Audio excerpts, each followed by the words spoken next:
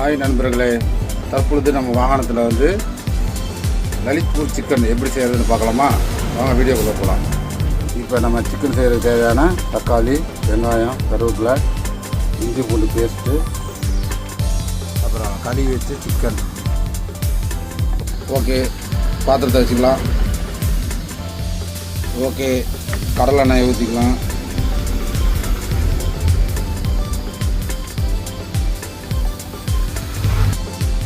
எண்ணெய் காஞ்சிருச்சு, பச்சை மிளகாயை போட்டுக்கலாம்.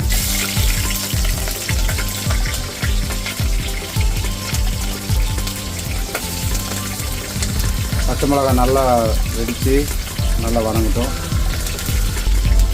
அடுத்து வெட்டி வச்ச வெங்காயத்தை போட்டுக்கலாம்.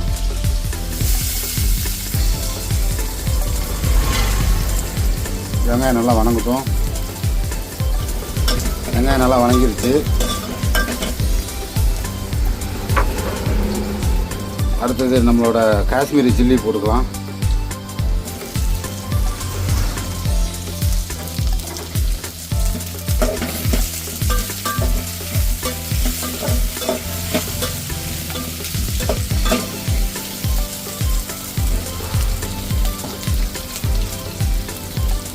கருவேப்பிலை போட்டுக்கலாம்.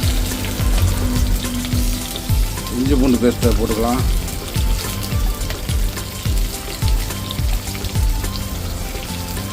இப்போ சுத்தமாக கழுவி வச்சு தண்ணி வடித்து சிக்கனை போட்டுக்கலாம். சிக்கனை போட்டாச்சு.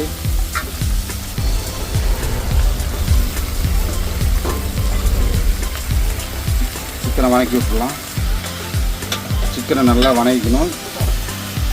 தண்ணி எக்காரணத்தை கூட தண்ணி ஊற்றக்கூடாது. கறியிலே தண்ணி வந்துடும். அதனால் நீங்கள் கறியில் வந்து தண்ணி இப்போதைக்கு ஊற்றக்கூடாது.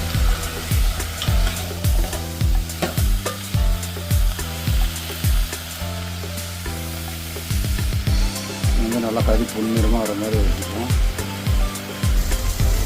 உப்பு ஒரு ஸ்பூன் போட்டுக்கலாம்.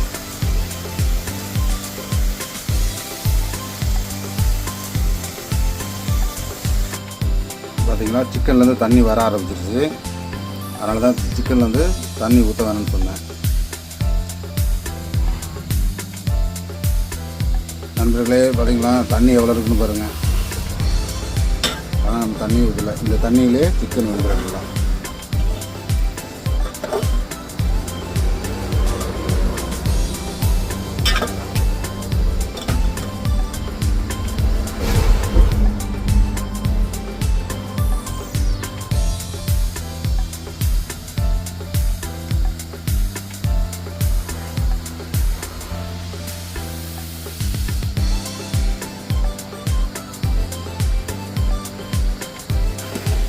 ஓகே நண்பர்களே, தண்ணி சொல்லிருச்சு. ஓகே, இப்போ வந்து 2 தக்காளி பழம் நம்ம வெட்டி வச்சுருந்த 2 தக்காளி பழத்தை இதில் போட்டுக்கலாம். நண்பர்களே, கொஞ்சம் சிறிதளவு மஞ்சத்தூள் போட்டுக்கிறோம்.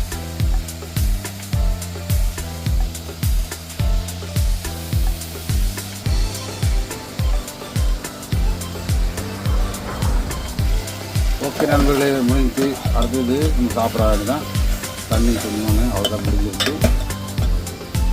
இப்போ நமக்கு சுவையான சிக்கன் கிடைச்சிருச்சு. ஓகே, நன்றி, வணக்கம்.